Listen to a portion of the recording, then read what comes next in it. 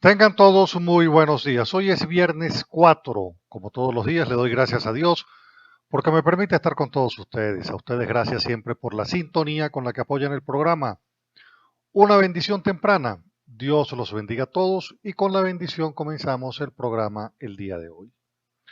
Bueno, hoy tenemos que empezar comentando que indistintamente de cómo se observa la situación en Venezuela desde el punto de vista de la conflictividad política, estamos viendo en el escenario internacional un movimiento de todos los países, de todos los partidos democráticos en Latinoamérica fundamentalmente, en Europa, que están moviéndose para incorporar sanciones de carácter político, diplomáticas, en el caso de el retiro de embajadores de sus países en Venezuela.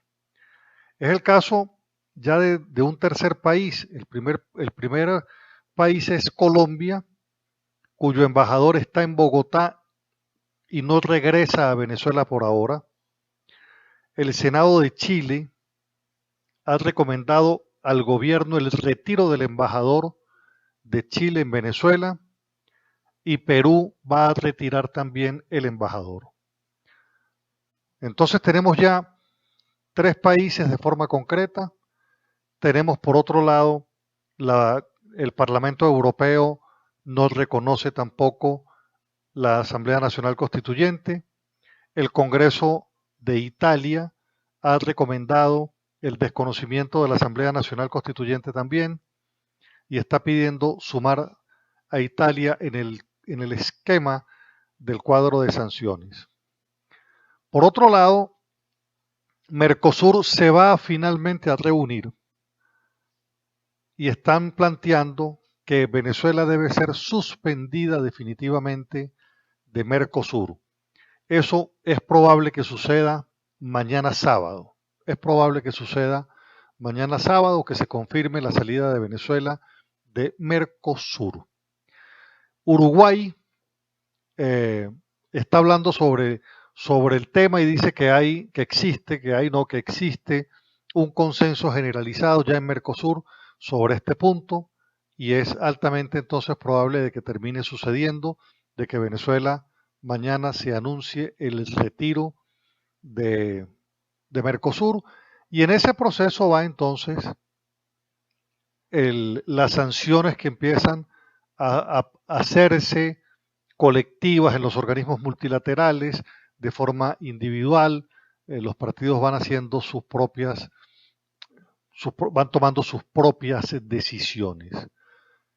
Por ejemplo, Argentina también tomó la decisión de retirarle la orden San Martín a Nicolás Maduro por la violación de los derechos humanos. En el caso de Venezuela, también habrá después que ya no quitar la orden, sino todas esas pocas espadas que entregaron a dictadores, violadores de derechos humanos, el cordón Simón Bolívar que se le entregó a dictadores como Mugabe, vale decir, estos definitivamente acabaron con la historia moral de Venezuela.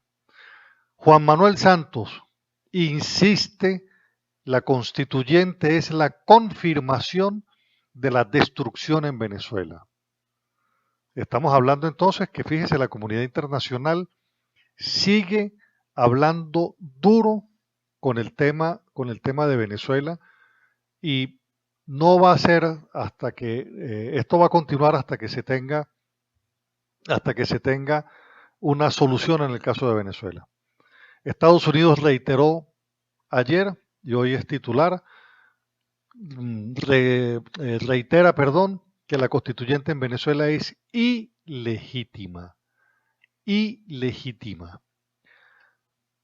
A la Embajada de Chile en Venezuela se suman ya 5 magistrados pidiendo asilo, de tal manera entonces que estamos en una situación en Venezuela de inestabilidad, pero la inestabilidad de Venezuela es una inestabilidad también en la comunidad internacional, que también está valorando sanciones de otro tipo. El Consejo Nacional Electoral no va a ser convocado a la reunión hemisférica de autoridades electorales.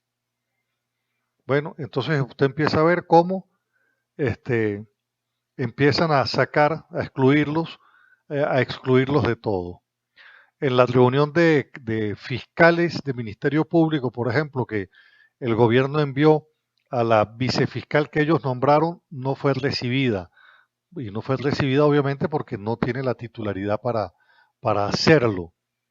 Y con ello entonces se va confirmando todo lo que estamos comentando en términos de que la comunidad internacional efectivamente está sancionando de forma seria y cierta.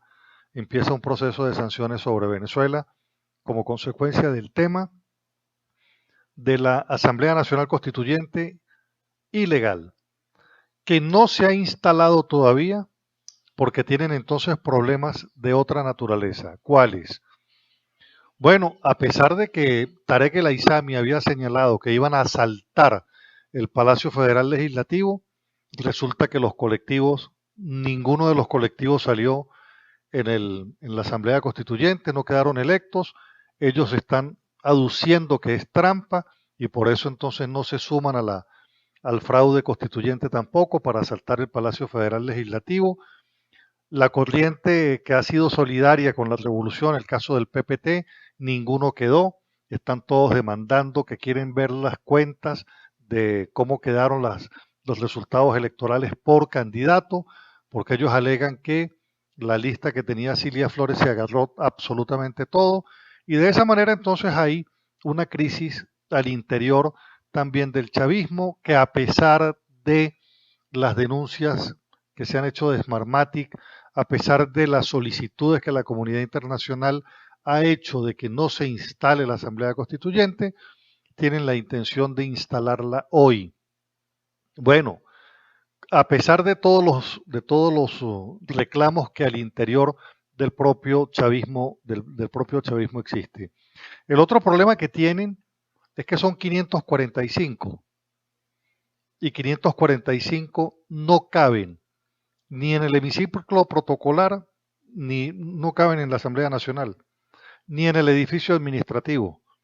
El gobierno adicionalmente tiene el problema de que tiene que establecerle salario a 545 personas en esta vida tan cara como está hoy para que puedan vivir en Caracas, alojamiento, traslado, comida, traslado a sus estados, de tal manera que tienen un severo problema porque en la Asamblea Nacional no caben 545 constituyentes. Entonces, desde el punto de vista de lo que es el tema de hoy, que van a tratar de instalar la Asamblea Nacional Constituyente, que por demás hemos dicho es abierta y absolutamente ilegal, pues hay problemas de toda naturaleza. Bueno, con este esquema variadito de cómo está, de qué es lo que está pasando en el escenario internacional, vamos al corte. En el próximo segmento voy a explicar cómo es el tema de la sanción financiera en detalle. Bueno, el primer dato que quiero que tenga es que Venezuela tiene en inversión extranjera, está por debajo de Haití. Estamos por debajo de Haití en inversión extranjera.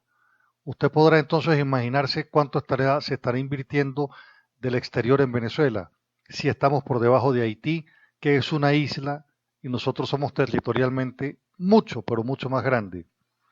Lo otro que quiero que tenga como dato es que 10 aerolíneas ya se fueron de Venezuela. Y quiero que tenga este otro dato también para que vea cómo está la situación económica de Venezuela, las razones por las cuales le insisto en que el modelo que se pretende imponer o que se ha impuesto en Venezuela es absolutamente inviable. La deuda a pagar el resto del año, ¿verdad? Equivale al 46% de las reservas. Al 46% de las reservas. PDVSA tiene que desembolsar 4.700 millones de dólares este mismo año, lo que queda de año. Ahora vamos a entrar en el otro tema, cómo son las sanciones, cómo serían las sanciones que estudia Estados Unidos en materia financiera. En primer lugar, y estos datos que les voy a leer son datos de Ecoanalítica, de un economista que da clase en Harvard y también da clase aquí en el IESA, es venezolano, Alejandro Grisanti. Dice, en el tema de las exportaciones de Venezuela, si se produce una sanción en la compra del petróleo venezolano en Estados Unidos, las exportaciones de Venezuela caerían, si caen a cero, por ejemplo, entonces implicaría una contracción de 780.000 barriles de petróleo diarios. Si Venezuela dice, si Estados Unidos dice no voy a comprar más petróleo de Venezuela, Venezuela se quedaría todos los días con 780.000 barriles de petróleo diario. ¿Qué va a hacer? ¿A dónde lo va a poner? ¿Cómo lo vende? Bueno, cuando nosotros llevamos eso a precios, ¿verdad? El precio de la canasta petrolera venezolana, eso representaría 11.7 millardos de dólares menos en el ingreso bruto petrolero al año. Pero si a pesar de las exportaciones que van a Estados Unidos, Venezuela exporta, esa exportación a Estados Unidos es del 36% de la producción de Venezuela, de la producción total de Venezuela, Venezuela le entrega en venta a Estados Unidos el 36%. Pero ese 36% constituye el 49.1% de los barriles generadores de caja. Barril generador de caja es el que mueve el dinero constante y sonante, en efectivo. ¿Sí? Entregó y pagó. Es el que mueve la caja. Le vuelvo a señalar los datos. La cantidad de petróleo que Venezuela coloca en Estados Unidos es cerca del 36% de la producción total venezolana. Pero ese 36% de producción total de Venezuela que Venezuela coloca en Estados Unidos constituye en Venezuela el 49.1% de barriles que generan caja, que generan dinero. Eso sería 1.6 millones de barriles diarios, ¿verdad? Lo que estaría generando este tipo de flujo de caja.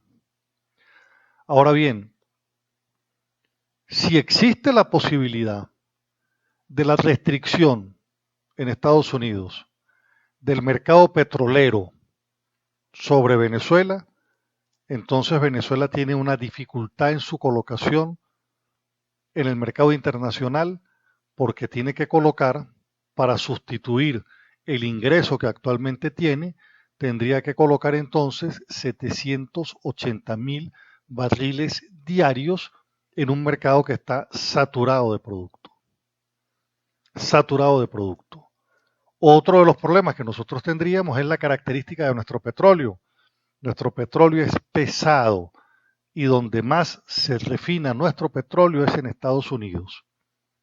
Es así.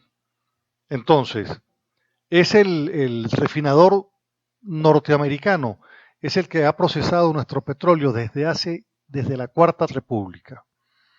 Y por eso le insisto que nosotros cubríamos en el tiempo de la Cuarta el 20% del consumo de gasolina de Estados Unidos. El efecto sobre la economía americana es más residual que cualquier otra cosa, porque ellos tienen cómo resolver, porque ellos en todo caso están comprando. Es más fácil comprar en un mercado abarrotado que vender en un mercado abarrotado.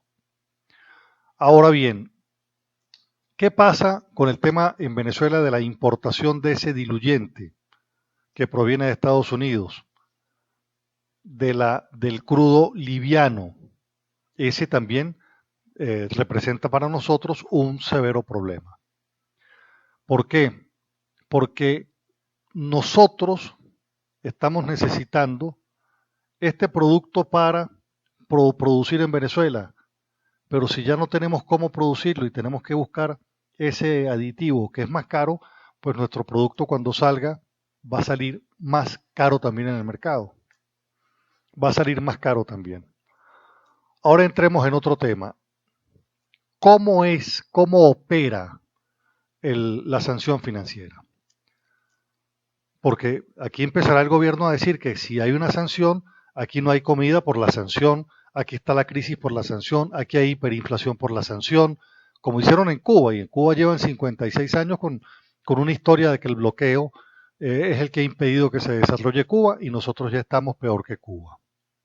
Entonces, en el ámbito financiero, se puede limitar a Venezuela a que todas sus transacciones del gobierno en el exterior sean solo para los productos de carácter humanitario, bienes de insumos necesarios para la producción, solamente para esos dos, para comida, medicamentos e insumos para la producción. Más nada. Eso es lo único que puede comprar con esa plata de petróleo en Estados Unidos. Porque el congelamiento, y fíjese este otro dato, el congelamiento de los activos es, uno, congelamiento de activos del gobierno, congelamiento de activos del Banco Central de Venezuela, congelamiento de activos del Banco de Venezuela, congelamiento de Bandes. De esa manera, Venezuela queda muy limitada para poder incrementar endeudamiento.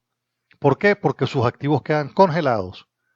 Los del Banco Central, los del gobierno, los del Banco de Venezuela, los de Bandes, todos quedan congelados. La contracción económica, sin lugar a dudas, va a ser severa. Va a ser severa. Pero incluso la propia CEPAL, que ha sido históricamente un centro de asesoría económica desde el lado de la izquierda, que depende, por cierto, de Naciones Unidas, está señalando que la contracción en Venezuela va a ser de por lo menos el 7.2%. Del 7.2%. Mientras que en América Latina y el Caribe va a ser de 1.1%, salvo el caso de Venezuela que va a ser del 7.2%. De tal manera entonces que la situación de Venezuela, desde el punto de vista de la economía este año, que está muy mal, y lo que se va a proyectar para el próximo año, pues no es nada halagador. Y si el gobierno sigue con la tesis ideológica de sembrar el comunismo en Venezuela, la crisis va a ser superior. Existe una vieja frase que dice lo siguiente: cuando la política se olvida de la economía después le cobra a la política su olvido. Y eso es lo que está pasando en este momento. La política se olvidó de la economía, ¿verdad? Y la economía le está cobrando hoy a la política su olvido.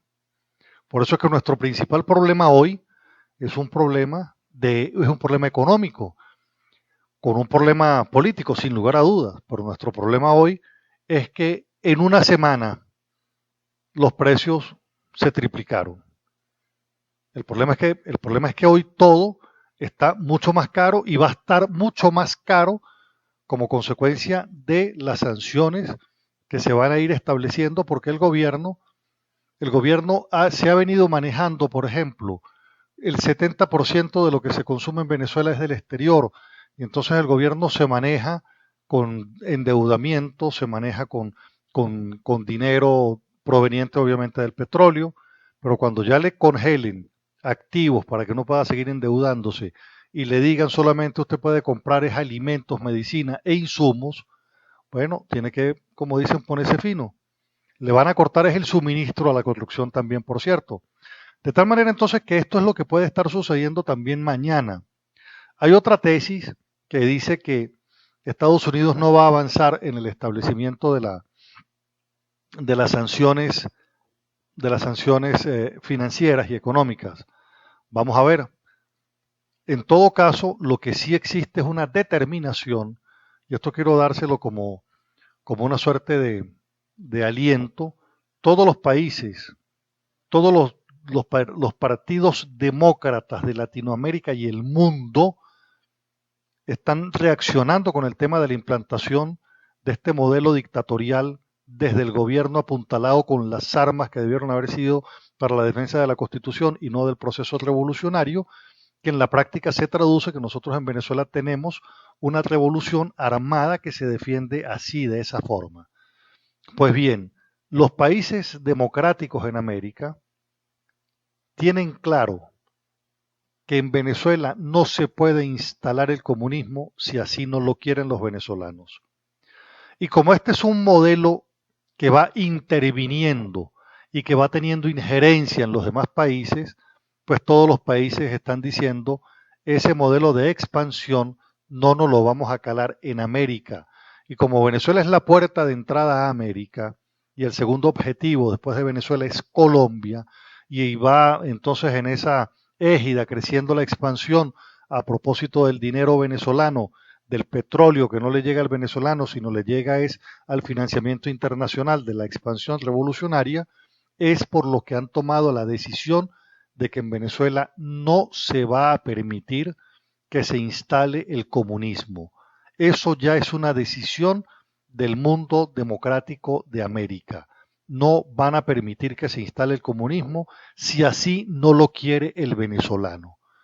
Y como saben que el venezolano no lo quiere porque todo este sistema que se ha montado es fraudulento y quedó demostrado el domingo próximo pasado y revelado además con Smartmatic, pues entonces todo el mundo tiene la convicción de que esa presión internacional tiene que tener en Venezuela también una contraparte también que esté presionando, que esté exigiendo, que esté impulsando los cambios que son necesarios en Venezuela, y para ello se necesita afinar las políticas que vengan a redundar en beneficio del más pobre, del que no tiene plata, del que no tiene cómo comer, del que no tiene medicamento hoy, porque en definitiva la política hay que hacerla para la gente. Terminando el programa, quiero señalar las denuncias que se están haciendo de las condiciones infrahumanas en las que están los venezolanos y tachirenses que están detenidos como consecuencia de las manifestaciones, que están durmiendo en jaulas, en perreras, en condiciones infrahumanas. Incluso se dice que sus carceleros les echan pica pica, agua en la madrugada, y sería importante ver cuál es la posición de la Defensoría del Pueblo para que constate las circunstancias de reclusión en las que están y las condiciones en las que se encuentran. Es importante destacar que ayer también murió como consecuencia de la golpiza que le propinaron el sábado, y así lo dice el Nacional, los colectivos, así lo dice el Nacional, que fue por responsabilidad de los colectivos. Ayer murió otro joven en Potrero de las Casas de nombre Johnny. Es lamentable que todo esto esté sucediendo. Y quiero pedirle a los tachirenses que no perdamos el foco, que no perdamos el foco en discusiones ni en descalificaciones, porque nuestra prioridad tiene que ser evitar la implantación del modelo cubano en Venezuela por vía de la Asamblea Constituyente, y tenemos que reconcentrarnos en la acción de carácter político, indistintamente de lo que actores políticos puedan o no hacer. Y debo señalar que nosotros no podemos caer tampoco en la descalificación, aun cuando pensemos, entendamos o creamos que hay gente que está en posiciones erradas o equivocadas. Tenemos que reconcentrar nuestro foco de atención porque el gobierno nos quiere divididos y nosotros tenemos que reconcentrar nuestra atención en el tema de la Asamblea Nacional Constituyente, porque es la Asamblea Nacional Constituyente el foco de implantación del modelo por el que nadie ha votado, que es el comunismo en Venezuela disfrazado de Estado comunal. Y quiero señalar también que la denuncia que ha hecho la Fiscal General de la República es para evitar la instalación de esa Asamblea Nacional Constituyente. Y quiero pedirle a los parlamentarios del Táchira que actúen en los tribunales, porque fíjese usted, ellos como cuerpo colegiado además, porque los argumentos los argumentos que utilizaron de fraude para acusar a los diputados de Amazonas son exactamente los mismos elementos de fraude que se están declarando en contra de esta Asamblea Nacional Constituyente que está revelada por Smartmatic. Y en el caso de Amazonas, va más de un año sin que el Tribunal Supremo de Justicia vaya al fondo de ese juicio y a ellos les aceptaron una medida precautelativa que fue la desincorporación. De tal manera entonces que yo les recomiendo a los diputados del Táchira que se vayan en bloque, agarren el expediente de los diputados de Amazonas, los monten contra el fraude constituyente y apelen con los mismos argumentos en el propio Tribunal Supremo de Justicia. Y lo hagan también en el Tribunal Supremo de Justicia. Esa es la recomendación que cordialmente les quiero formular. Llegamos a la parte final del programa, espero les haya gustado. Mi teléfono es el de siempre, 0424-724-4318. Síganme por favor en Twitter, @Carlos Casanova, en Facebook, Carlos Casanova. Me voy a despedir con estos dos pensamientos. Uno de María Teresa de Calcuta, pero no me puedo ir sin antes decirles lo siguiente. Mañana sábado, a las 7 de la noche, pon tu vela en tu casa, en tu negocio, en la urbanización, en la calle. Esta invitación la hace la diócesis de San Cristóbal. Prende una vela por Venezuela, prende una luz por Venezuela. Mañana, 7 de la noche, que todos prendamos nuestras velas en nuestros hogares, en las ventanas, en las calles, en las puertas. Hagámoslo de corazón en un ejercicio también para erradicar la oscuridad que ha venido tapando a Venezuela, y es ya tiempo de ir encontrando la luz, que sin lugar a dudas en ella vamos avanzando. De la Madre María Teresa de Calcuta, yo hago lo que usted no puede y usted hace lo que yo no puedo. Juntos podemos hacer las cosas y hacerlas grandes. Y este otro pensamiento, hay que estimular al venezolano que solamente a través de la preparación y el trabajo es que se puede progresar. Ese es de Renio Tolina. Dios los bendiga a todos. Regáleme usted a mí también su bendición. Nos encontramos el lunes con el inmenso favor de Dios. Que tengan un excelente fin de semana. Mañana prender la vela y nos encontramos el lunes. Muchísimas gracias.